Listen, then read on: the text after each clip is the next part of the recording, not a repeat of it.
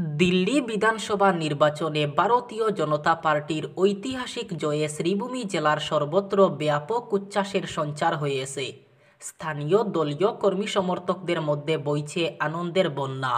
শনিবার সন্ধ্যায় পাতারকান্দির কেন্দ্রের বাজারিচড়া হসপিটাল রোড এলাকায় বিজেপি কর্মীরা বাজি ফাটিয়ে মিষ্টিমুখ করে বিজয় উদযাপন করেন। তারা একে অপরকে লাড্ডু খাইয়ে উল্লাস প্রকাশ করেন। দলের পক্ষ থেকে উপস্থিত অনুপ দে, নিতাই নাগ, মনোজ দাশগুপ্ত প্রমুখ জানান, দীর্ঘ ২৭ বছর পর দিল্লিতে কাঙ্ক্ষিত বিজয় নিশ্চিত করল বিজেপি। নিরঙ্কুশ সংখ্যাগরিষ্ঠতা লাভ করায় কর্মীরা দারুণ উৎসাহিত হয়েছেন। তারা মনে করেন দিল্লির এই বিজয়ের ফলে আগামী দিনে কর্মীরা আরও অনুপ্রাণিত হয়ে সংগঠনের কাজ চালিয়ে যাবেন। আনন্দ উৎসবের সময় উপস্থিত সমর্থকেরা ভারত মাতার নামে জয়ধ্বনি দেন এবং প্রধানমন্ত্রী নরেন্দ্র মোদী, বিজেপির জাতীয় সভাপতি জেপি নাড্ডা, অসমের মুখ্যমন্ত্রী হিমন্ত বিশ্ব শর্মা এবং স্থানীয় মন্ত্রী কৃষ্ণেন্দু পালের নামে জিন্দাবাদ ধ্বনি তুলেন। শিলচর লামডিং ব্রডগেজ রূপায়ণ সংগ্রাম কমিটি চন্দ্রনাথপুর লঙ্কা দ্বিতীয় রেলপথ নির্মাণের দাবিতে যে গণসমাবেশ আগামী 15 ফেব্রুয়ারি আহ্বান করা হয়েছে, তাতে পূর্ণ সমর্থন জানিয়েছে ছাত্র সংগঠন এআইডিএসও। সংগঠনের পক্ষ থেকে জানানো হয় যে 2015 সালে ব্রডগেজ রেল চলাচল শুরুর পর থেকেই প্রতি বর্ষায় ভূমিধসের ফলে ট্রেন চলাচলে বিঘ্ন ঘটে। 2022 সালের বিধ্বংসী ধস ও প্রবল জলপ্রবাহে সমগ্র হাফলং স্টেশন সহ আরও বিস্তৃত অঞ্চলে ব্যাপক ক্ষতি হয়। 2024-এ ডিমা হাসাও জেলার মুপা অঞ্চলে মালগাড়ি ও যাত্রী ট্রেন লাইনচ্যুত হয়ে রেল পরিষেবায় বিপত্তি ঘটে। প্রায় 2 মাস লাইন মেরামতির নামে রেল পরিষেবা অনিয়মিত হয়ে পড়ে এবং যাত্রীরা হয়রানির শিকার হন। যেহেতু ভবিষ্যতে এই পথে ডাবল লাইন করার কোনো সুযোগ নেই, ফলে রেলযাত্রায় অহেতুক হয়। সংগঠন মনে করে যে যদি চন্দ্রনাথপুর থেকে লঙ্কার মধ্যে নতুন রেলপথ নির্মাণ হয় তাহলে দূরত্ব কমবে। তাছাড়াও সমতল অঞ্চল দিয়ে বেশিরভাগ রাস্তা নির্মাণ হলে পাহাড়ের ধস সমস্যা থেকেও অনেকাংশেই রেহাই পাওয়া যাবে। ত্রিপুরা গ্রামীণ জীবিকা মিশনের যুবরাজনগর ব্লকের স্বসহায়ক দলের মহিলারা শনিবার দুপুরে তিলতই বাজারে সরকারি বরাদপ্রাপ্ত ফরেন লিকার শপ বন্ধের দাবিতে বিক্ষোভ ও পথ অবরোধ কর্মসূচি পালন করেন।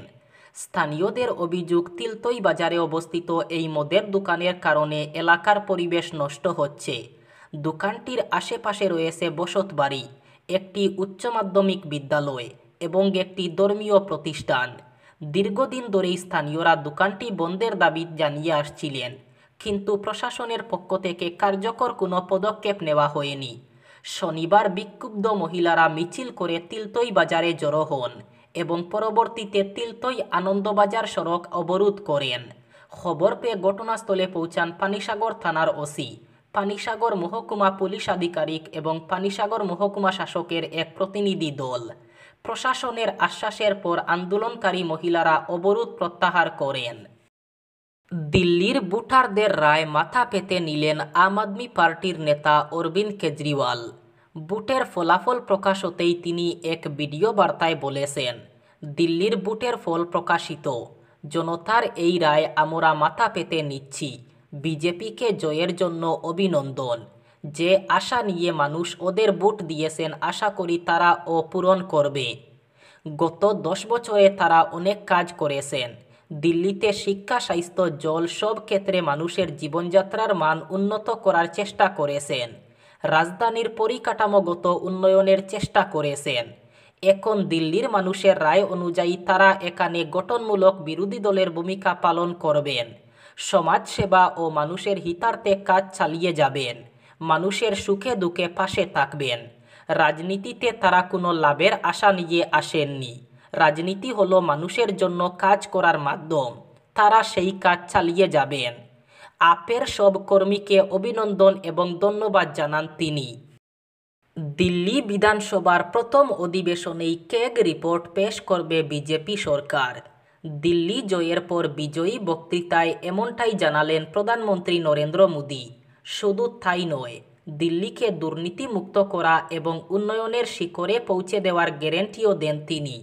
দিল্লি বিধানসভায় জেতার পর শনিবার সন্ধ্যায় দিল্লিতে বিজেপির প্রধান কার্যালয় থেকে ভাষণ দেন প্রধানমন্ত্রী। দুর্নীতিমুক্ত দিল্লি গড়ার ডাক দিয়ে মোদি জানান, বিধানসভার প্রথম অধিবেশনেই কেগ রিপোর্ট পেশ করবে তার দল। দিল্লি বিধানসভায় বিজেপির জয়ের পর শনিবার সন্ধ্যা ৬টা ৪৫ নাগাদ বিজেপির প্রধান কার্যালয়ে বিজয়ী ভাষণ শুরু করেন প্রধানমন্ত্রী নরেন্দ্র মোদি, শেষ করেন ৭টা ৩৫ নাগাদ। এদিন তিনি তার বক্তব্যে নিশানা করেন কংগ্রেসকে। তিনি বলেন, কংগ্রেস একটি পরজীবী দল, যে বিশ্বাস করবে হাত ধরবে সেই হারবে। তিনি বলেন, কংগ্রেস দিল্লিতে হারের ডবল হ্যাট্রিক করেছে। পরপর তারা ৬বার একটাও আসন পায়নি, অথচ এই দলটা দেশের সবথেকে পুরনো দল।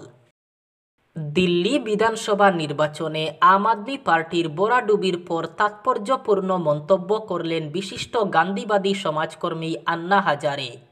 তার কথায় মদের নেশায় ডুবে গেল কেজরিওয়াল ও আম আদমি পার্টি। আন্না হাজারে বলেছেন, আমি আগে থেকেই বলে আসছি, নির্বাচনের সময়ে প্রার্থীর আচরণ এবং ভাবনা চিন্তায় শুদ্ধতা থাকা প্রয়োজন। নির্বাচনে দাঁড়ানোর জন্য কোনো প্রার্থীর জীবন নিষ্কলঙ্ক হওয়া প্রয়োজন। তার জীবনে ত্যাগ থাকা উচিত। কারো মধ্যে ওই গুণগুলি থাকলে ভোটারদের মনে বিশ্বাস জন্মায়। আমি এসব কথা বারবার বলেছি, কিন্তু তার মাথায় এসব প্রবেশ করেনি। তিনি বেশি গুরুত্ব দেন মদের উপর। আন্না হাজারে বলেছেন, তারা মদ এবং অর্থের মধ্যে জড়িয়ে পড়েছে। এর কারণে অরবিন্দ কেজরিওয়ালের ভাবমূর্তি ক্ষুণ্ণ হয়েছে এবং সেই কারণেই তারা নির্বাচনে কম ভোট পান। জনগণ দেখেছে অরবিন্দ কেজরিওয়ালের চরিত্র নিয়ে কথা বলেন, কিন্তু মদের সঙ্গে জড়িয়ে পড়েন। দীর্ঘ ২৭ বছর পর দিল্লিবাসীর দিল জিতেছে বিজেপি। বর্তমান মুখ্যমন্ত্রী অতিশী মারলেনা টেনে টুনে জিতলেও তিনবারের মুখ্যমন্ত্রী অরবিন্দ কেজরিওয়াল হোক বা মনীষ সিসোদিয়া, সত্যেন্দ্র জৈন, খড়কুটোর মতো উড়ে গেলেন সবাই। রাজধানী শহরে আম আদমি পার্টির বরাডুবি হতেই চিন্তা বাড়ছে পড়োশি রাজ্য পাঞ্জাবের। সেখানকার আম আদমি পার্টি সরকারের মুখ্যমন্ত্রী ভগবন্ত সিং মানের নাকি বিজেপিতে যোগ দেওয়া শুধু সময়ের অপেক্ষা। শনিবার ভোটের ফলাফলের ছবিটা পরিষ্কার হতেই বিস্ফোরক কংগ্রেস নেতা প্রতাপ সিং বাজওয়া। দিল্লির বিধানসভা আপের হাতছাড়া হতেই এবার পাঞ্জাবের মুখ্যমন্ত্রীর রাজনৈতিক ভবিষ্যৎ নিয়ে জল্পনা তুঙ্গে। শনিবার এক সর্বভারতীয় সংবাদ মাধ্যমকে দেওয়া একান্ত সাক্ষাৎকারে পাঞ্জাবের কংগ্রেস বিধায়কের সাফ অভিযোগ, স্বরাষ্ট্র মন্ত্রকের সঙ্গে যোগাযোগ করেছেন মান।